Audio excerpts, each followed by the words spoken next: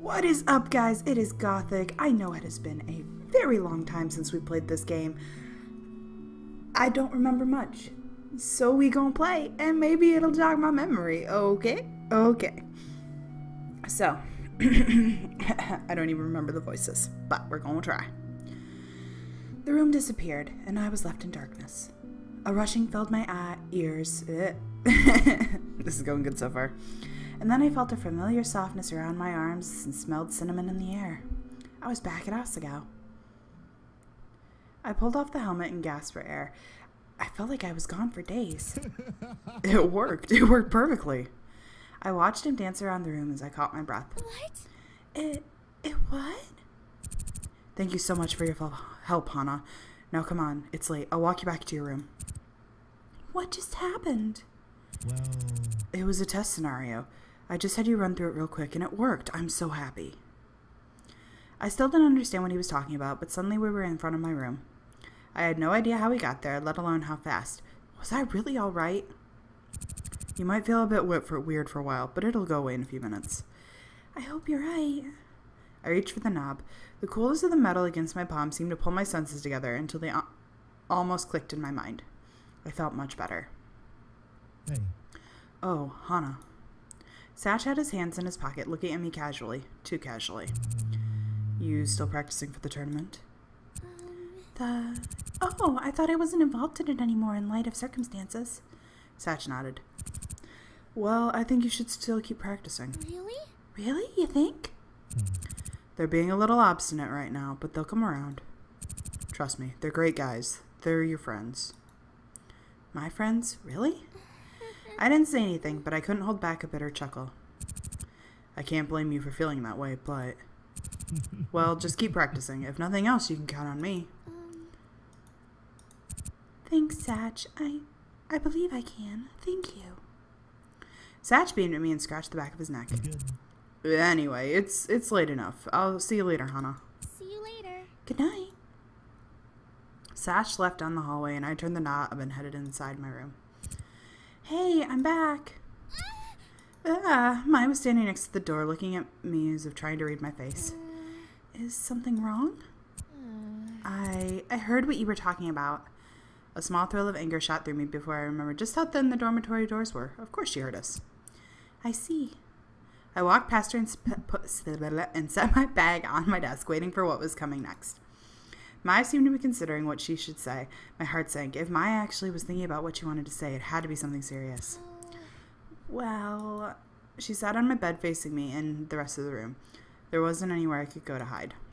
Damn, she was good. I didn't know the tournament was still on the table. Me neither, actually. But if Satch says I should keep practicing, there must be hope, right? I trust him. I think it'll work out if he thinks it will. That's not what I was going to talk about. I know Satch is reliable. He doesn't say things without thinking them through, so... It's not about whether you can trust him. I put my hand on my hips, suddenly impatient. Then what is it? Are you sure you even want to be in the tournament? Of course I do. Those boys have been treating you horribly. I know you were so happy when you had the chance to join the club and make friends with them. Heck, I was happy for you. You're both so excited. We truly thought they were, or could be, our friends. But they weren't. They aren't. Friends don't treat friends like this. Is it worth all the effort of practicing and preparing for the tournament? Are you sure you want to do it? It would be just for fun. And would it be just for fun or for them? I'm not trying to say they're not good people or that you shouldn't want to. I just want you to think this through. I don't like seeing people take advantage of my friends, people I care about. Take advantage? Were they taking advantage of me? I enjoy it. I don't know whether they deserve my friendship after all this. I don't know about them taking advantage of me either. Yeah. But what I do know is that I really love playing video games, more than I ever thought I did. Really? That's great. And I want to keep playing them, regardless whether they'll let me. Maya marched over to me. Who needs those boys? If worse comes to worse, I'll play in the tournament with you. We can be the roasting purettes. What? The what? No. We can be the pardon my's. The fuck, though? Oh my god, how long have you kept that one under the table? Not important. Together, we will take over the world. We'll own that tournament. We'll kick some ass. I smiled, prickling tears in my eyes. Thanks, Mai. You're my best friend, Hannah. Anything for my best friend. Yeah! Now, let's get cracking. I showed Mai where to download the game I was playing on her phone. Technically, if we were really competing together, she wouldn't be playing the same game that I was. But it was fun to play against her nonetheless. I'm going to get your pink-haired little butt. You just try.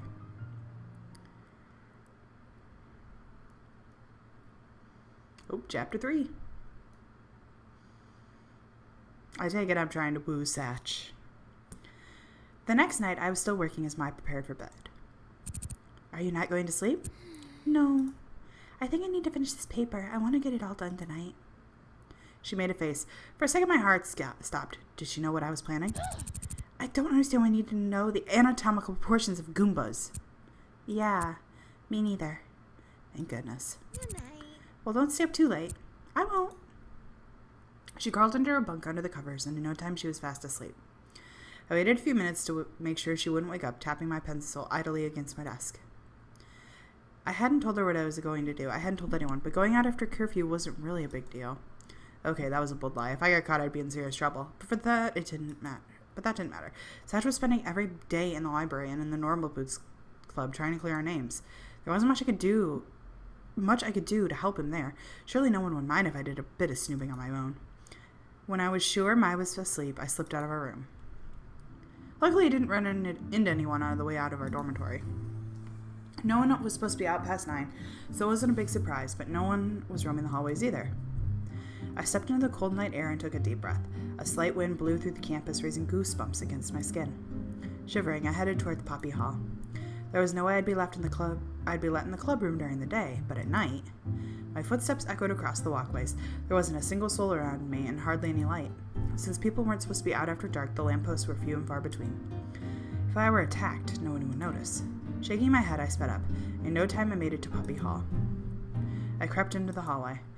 A still silence encompassed the entire building. Suddenly, I was seized with a fear I'd never experienced during the day. It was so quiet, so still, so empty. Now I understood why people thought abandoned schools were haunted. They were creepy as hell.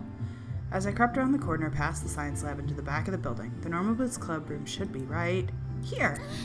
Crap, no! It was locked. Stupid. Of course it would be locked. There's stuff in here people could steal. A teacher would lock it. Now what? Must I go back empty-handed? Stupid Hana. I should have prepared for this. I heard a noise in the distance and my heart stopped. Footsteps. Someone was coming.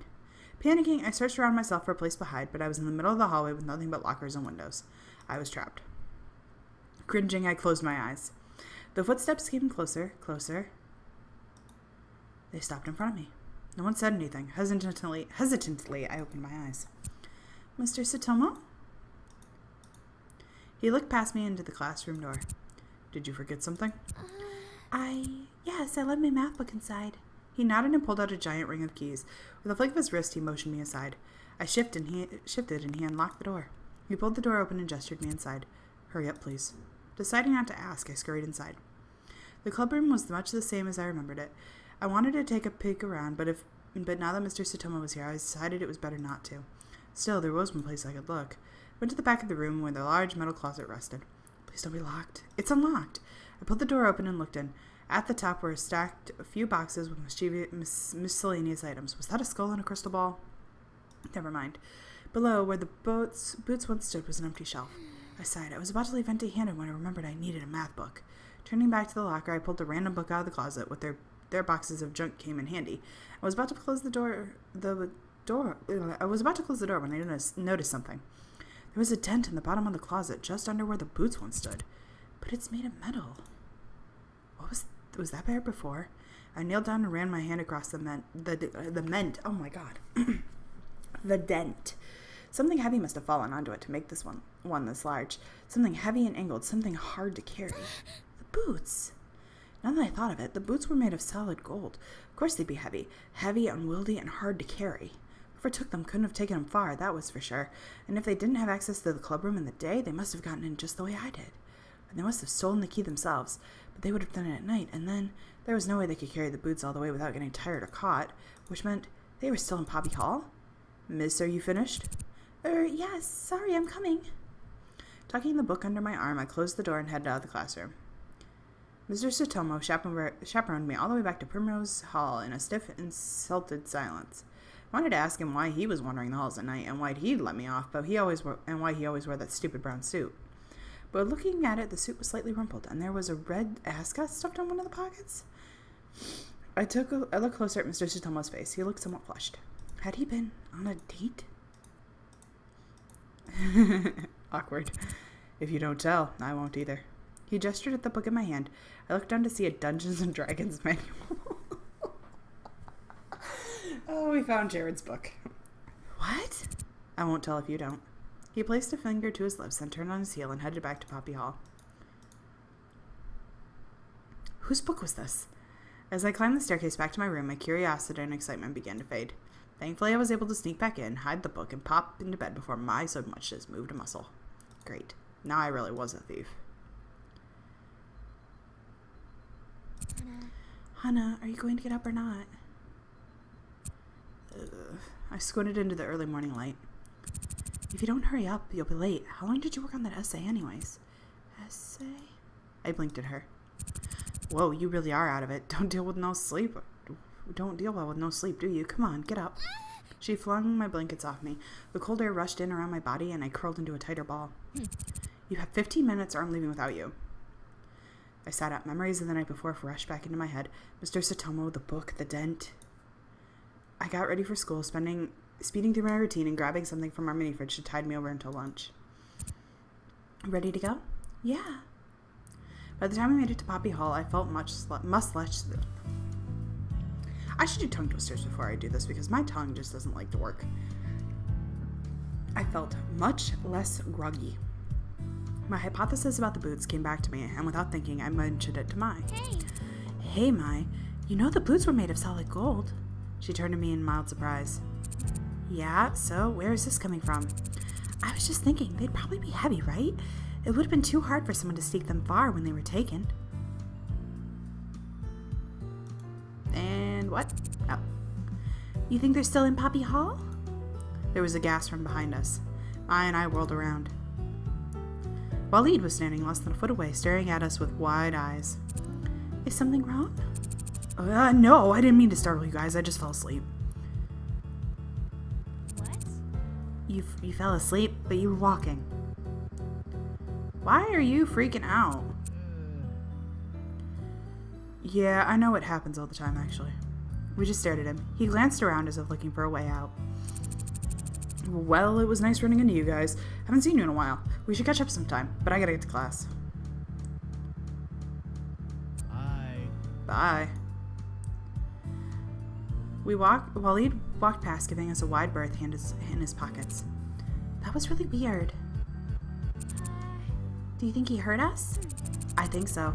It was really suspicious regardless. I've never heard of Waleed falling asleep while walking. Me neither. We looked at each other, an idea forming in the space between us. It wouldn't hurt to check things out a bit. Just to make sure, you know. Yeah. You can never be too careful. Just like that, we agreed. We'd wait until everyone was at lunch, then we'd do a little investigating.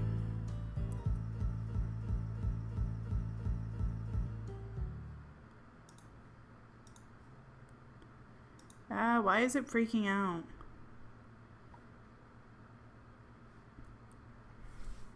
I'm gonna need you to not.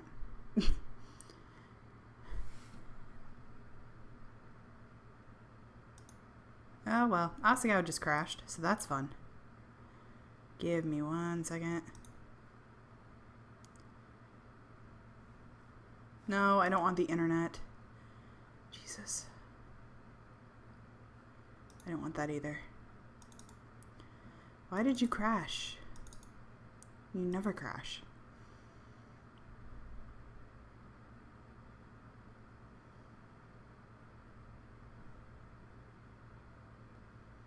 It's back. So now I have to, like, don't want that either. Okay. Asagao Academy. Normal Boots Club. Do do do do do do do do do do do. Skip, skip, skip, skip, skip, skip, skip, skip, skip, skip, skip, skip, skip. Well.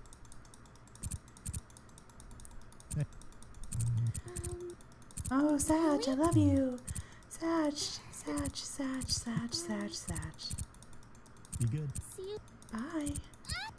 I was standing there, Mai was doing things, Mai was spying on us. We really were mad at Mai, but it's okay. We're gonna appreciate her because she's gorgeous and we love her.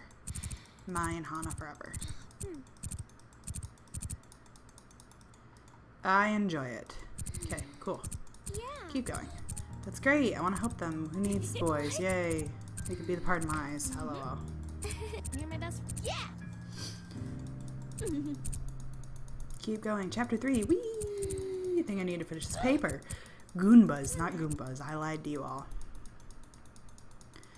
Whee! Shivering, I headed towards Poppy Hall. We gonna find out. We gonna get the thing. We're gonna get discovered by Mr. Satomo. They stopped in front of me. Mr. Satomo!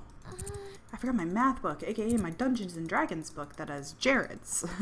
Because I need to know what's going on. The boots. The boots! Mr. Satomo did the thing, and he looked at me, and then, yay. Whose book was this? Ah, it's Jared's. Okay, keep going, keep going. We're almost there, almost there. Hey. Waleed's gonna come up and be like, I fell asleep while walking.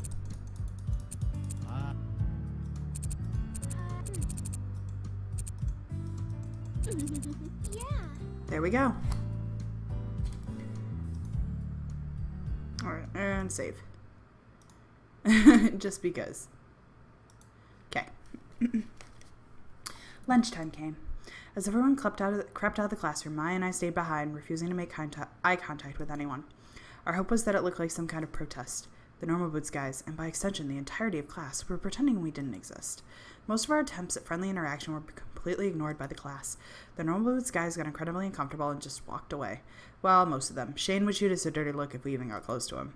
Whether they bought it or not, the classroom quickly emptied out, and Maya and I headed to a hallway. Do we even know which one is Waleed's? Well, he's a first year, Shiz, and it should be outside of his classroom. We'll be able to figure it out. If not, we'll just look in all of them. I balked, but Maya was totally serious. We reached the first floor landing and crept down the hallway. Thankfully, no one was around. They were all engaged in a mad rush to get the good food before the cafeteria ran out. We crept around the corner to find classroom 1-3. Should be one of these. We walked down the hallway hoping for some kind of sign. Then Mai stopped walking. Oh my gosh! Why? She burst into laughter and pointed ahead of her. Confused, I followed her finger. One locker in the middle of the left row was completely covered in stickers. Curious, I stepped closer. Images of Waleed's face, peppered with various words, were plastered across the locker. Meme Lord, Balrog the Butt, and other strange things were scrawled across each. What? You've got to be kidding me. I don't really get it. Once upon a time, a few years ago, before he even came to the school, Waleed had a bit of a temper. Long story short, someone caught it on camera, uploaded it to the internet. Oh. And the rest is history, as you can see. I stared at the different images of Waleed's face. This takes dedication. Did he do it, or did fans? I honestly couldn't tell you. Anyways, let's get to work. Do you mind standing guard? I stepped in the middle of the hallway, alert for any sound or movement from either end of the hall. Mai fiddled with the handle on the locker, sticking something inside the metal. In. A few minutes, the door was open. When did you learn to do that? Long pause. Long pause because it's frozen. I was a rich kid growing up. I had to learn a trick or two just to get out of my house. Your parents didn't let you out of your house while you were growing up? She made a face at me and opened the locker door. What in the name of... I leaned over her shoulder to see what she was looking at. Waleed's locker wasn't empty like mine and Mai's were, but there were no books inside. Instead, a litter of Barbie CD-ROM games were splayed across the top and bottom shelves. In there, in the center, on the hook meant for a jacket or coat, was a fluffy white and pink suit. That's the correct reaction. Right there. Alright, we're gonna save it here. Thank you guys so much. Thank you guys so much for watching. If you like what you see, please leave a like, comment down below, and I will see you in the next video. Bye!